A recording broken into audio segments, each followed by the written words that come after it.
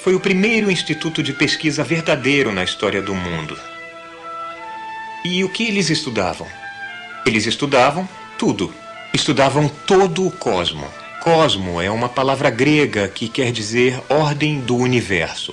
De certo modo, é o oposto de caos. Ela implica uma profunda interconectividade de todas as coisas. O modo intrincado e sutil como o universo é reunido. O gênio florescia aqui. Além de Eratóstenes, havia o astrônomo Hiparco, que mapeou as constelações e estabeleceu o brilho das estrelas. E havia Euclides, que sistematizou brilhantemente a geometria e disse ao seu rei que estava lutando com alguns problemas difíceis na matemática, que não havia uma estrada real para a geometria.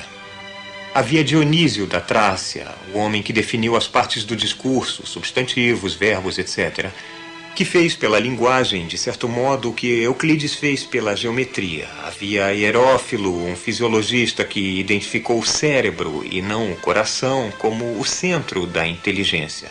Havia Arquimedes, o maior gênio mecânico até a época de Leonardo da Vinci, e havia o astrônomo Ptolomeu, que compilou muito do que hoje é a pseudociência da astrologia. Seu universo centrado na Terra dominou por 1500 anos, mostrando que o brilhantismo intelectual não é garantia contra estar errado.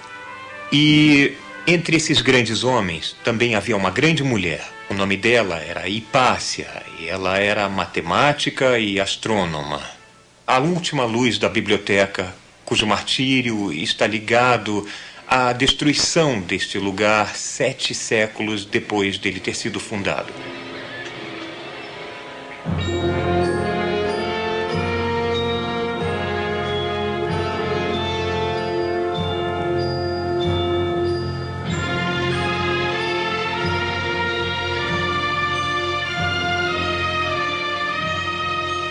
Vejam este lugar. Os reis gregos do Egito que sucederam Alexandre colocaram os avanços na ciência, na literatura e na medicina entre os tesouros do império. Durante séculos, eles apoiaram generosamente a pesquisa e a erudição. Um esclarecimento dividido por poucos chefes de Estado na época e agora.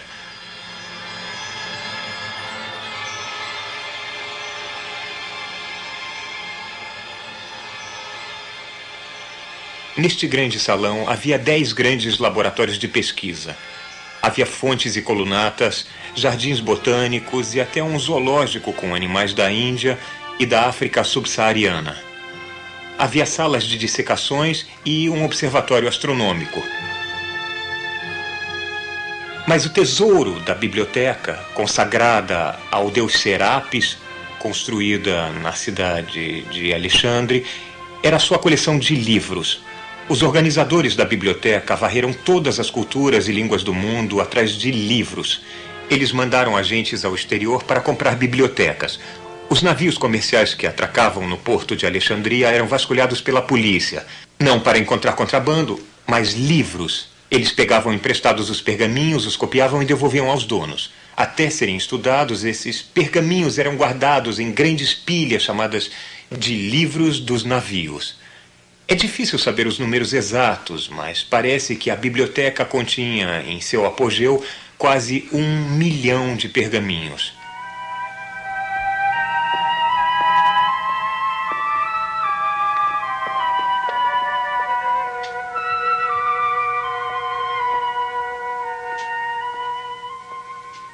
A cana do papiro cresce no Egito. Ele é a origem da nossa palavra papel. E cada um dos volumes daquele 1 milhão que existia nesta biblioteca foi escrito à mão em pergaminhos de papiro. O que aconteceu com aqueles livros todos? Bom, a civilização clássica que os criou desintegrou-se. A própria biblioteca foi destruída. Apenas uma pequena fração dos trabalhos sobreviveu. E do resto sobraram apenas fragmentos espalhados de dar dó. Mas por que esses pedaços remanescentes são de atormentar tanto? Por exemplo, Sabemos que outrora existia aqui um livro do astrônomo Aristarco de Samos, que parece ter afirmado que a Terra era um dos planetas que, como os outros planetas, orbita o Sol e que as estrelas estão enormemente distantes.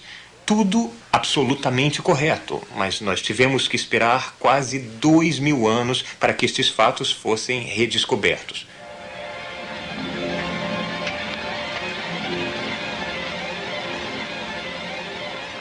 As pilhas de astronomia na Biblioteca de Alexandria.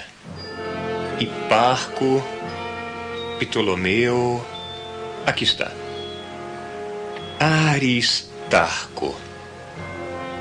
Este é o livro. Como eu adoraria poder ler este livro. Saber como Aristarco descobriu tudo. Mas ele sumiu totalmente e para sempre. Se multiplicarmos nosso sentido de perda desta obra de Aristarco por, digamos, 100.000, começaremos a apreciar a grandeza da conquista da civilização clássica e a tragédia de sua destruição.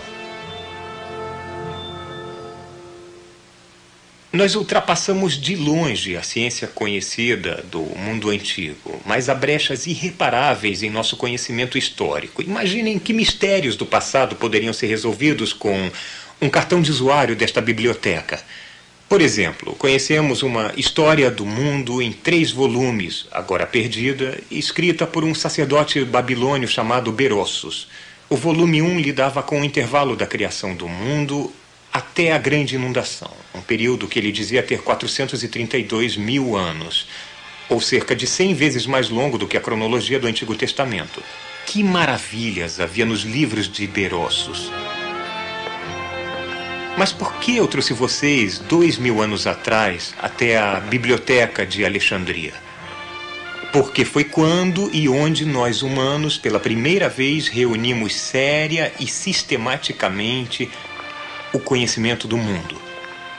Esta é a Terra como Eratóstenes a conhecia, um minúsculo mundo esférico flutuando em uma imensidade de espaço e tempo.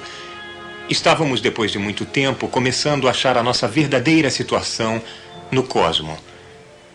Os cientistas da antiguidade deram os primeiros passos nessa direção antes que sua civilização desmoronasse. Mas depois da Idade das Trevas, foi de longe a redescoberta dos trabalhos que esses estudiosos fizeram aqui que tornou possível o Renascimento e, portanto, influenciou enormemente a nossa cultura. Quando, no século XV, a Europa finalmente estava pronta para acordar de seu longo sono, ela pegou algumas das ferramentas, livros e conceitos que estavam aqui guardados há mais de 1000 anos.